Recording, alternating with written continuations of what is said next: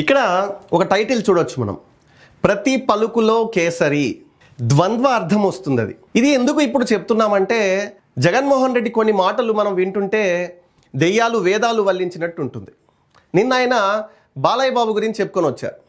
బాలయ్య గురించి కొంచెం స్టేట్మెంట్స్ ఇస్తూ అసెంబ్లీలో ఆయన తాగి రావడం సబబేనా, ఆయన్ను అసెంబ్లీలోకి స్పీకర్ ఎలా అనుమతి ఇచ్చారు, అదేవిధంగా చంద్రబాబు నాయుడు గారిని సిగ్గుందా లజ్జుందా, ఇలాంటి మాటలు జగన్మోహన్ రెడ్డి నిన్న యూజ్ చేశారు.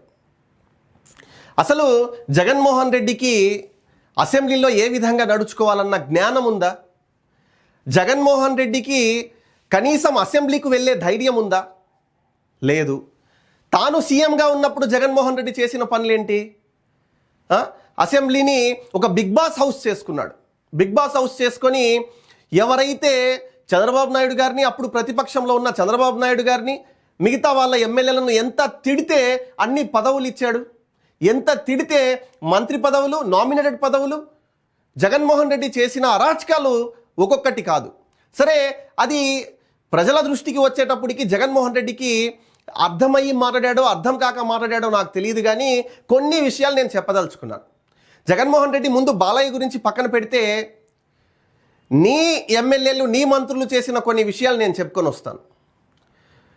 అసెంబ్లీలో గుట్కాలేసి రావడం, మందేసి రావడం, అసెంబ్లీలో మేకప్లు వేసుకొచ్చి గంతులేయడం, నోరు తెరిస్తే బూతులు మాట్లాడడం, గంట అరగంట చెప్పడం, నగ్నంగా వీడియో కాల్లు చేయడం, మర్డర్లు చేసి డోర్ డెలివరీలు చేయడం, ఇటువంటి ఏ పనులు కూడా బాలకృష్ణ చేయలా.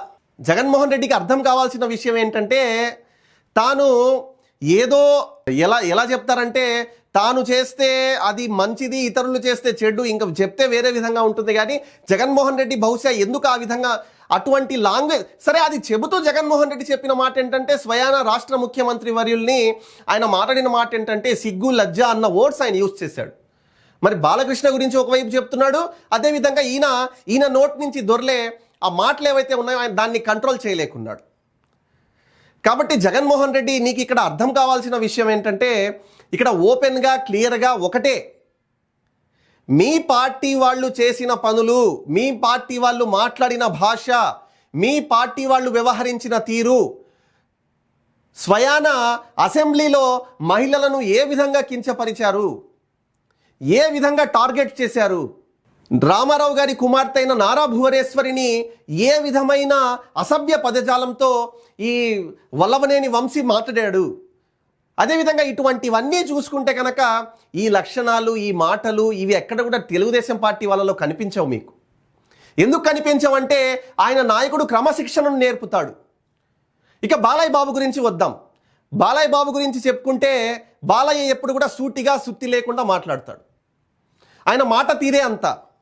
ఏ విషయమైనా సరే తన తండ్రి దగ్గర నుంచి నటనను పుణికి పుచ్చుకొని ప్రజలకు ఏదో చేయాలన్న తపనతో ఆనాడు బసవతారకంను స్థాపించడం కానీ, ఆ తర్వాత ఈనాడు కూడా బసవతారకంను అమరావతిలో నిర్మించేందుకు ఆయన శంకుస్థాపన చేయడం, ఆయన హిందూపురంలో అటువంటి మంచి సేవా కార్యక్రమాలు, మంచి పనులు, ప్రజల కోసం అటువంటి కార్యక్రమాలు, ప్రజలకు సేవ చేస్తున్నాడనే హ్యాట్రిక్ ఎమ్మెల్యేగా ఆయన నిలిచాడు. వీలైనంత వరకు ఆయన అసెంబ్లీకి వస్తాడు. నీలాగా జగన్మోహన్ రెడ్డి ఇక్కడ క్లియర్ అర్థం చేసుకోవాల్సింది ఏంటంటే, అసెంబ్లీకి రాకుండా ఉండడు. ఇంకొకటి, బాలకృష్ణ గురించి చెప్పుకోవాలంటే, సూటిగా సుత్తి లేకుండా అన్న మాటను మళ్ళీ రిపీట్ చేస్తున్నాను. బాలయ్య మాటే అంతా.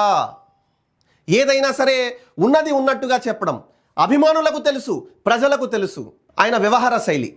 కానీ ఇక్కడ తెలియాల్సింది ఏంటంటే, గుట్కాలు వేసుకొని రావడం, మహిళలను అసభ్య పదజాలంతో దూషించడం, ఇవేవి కూడా బాలయ్య చేయడు.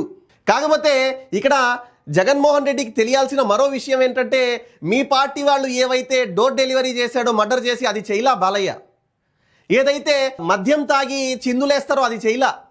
గుట్కాలు వేసుకొని రాలా అసెంబ్లీలో.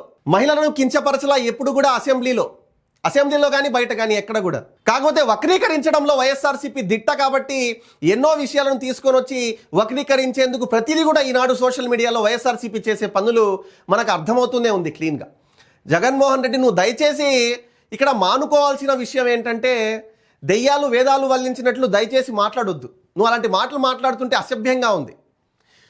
హిస్టరీలోకి వెళ్తే ఆనాడు వైఎస్ రాజశేఖర రెడ్డి ఒకానొక సందర్భంలో ఇటువంటి నీలాంటి నువ్వు ఏదైతే దూషణలు చేసే, నువ్వు ఏదైతే కించపరిచే మాటలు మాట్లాడావో అవే మాటలు ఒకసారి వైఎస్ రాజశేఖర రెడ్డి ఈనాటి ముఖ్యమంత్రి నారా చంద్రబాబు నాయుడు గారి మీద ఆనాడు ఆయన ప్రతిపక్షంలో ఉన్నప్పుడు ఇటువంటి కొన్ని మాటలు చెప్తేనే ఆనాడు వైఎస్ రాజశేఖర రెడ్డి ముఖ్యమంత్రిగా ఉండి పక్క రోజు క్షమాపణలు కూడా చెప్పాడు నారా చంద్రబాబు నాయుడు గారికి. కానీ నీకు నారా చంద్రబాబు నాయుడు గారికి ఉన్న ఎక్స్పీరియన్స్ అంత లేదు నీ వయసు జగన్మోహన్ రెడ్డి. కానీ నువ్వు మాట్లాడే మాటలు ఏంటంటే అంబరాన్ని అంటుతుంటా ఏదో నాలెడ్జ్లో పీక్స్, నువ్వు చదివేదే స్క్రిప్ట్, మళ్ళీ మాట్లాడే మాటలేమో పీక్స్. దయచేసి ఇటువంటి మాటలు మానుకోవాలి జగన్మోహన్ రెడ్డి. ఖచ్చితంగా ఆ దేవుడు జ్ఞానం ప్రసాదించాలి నీకని చెప్పి కోరుకుంటూ thank you for watching. This is Nizam.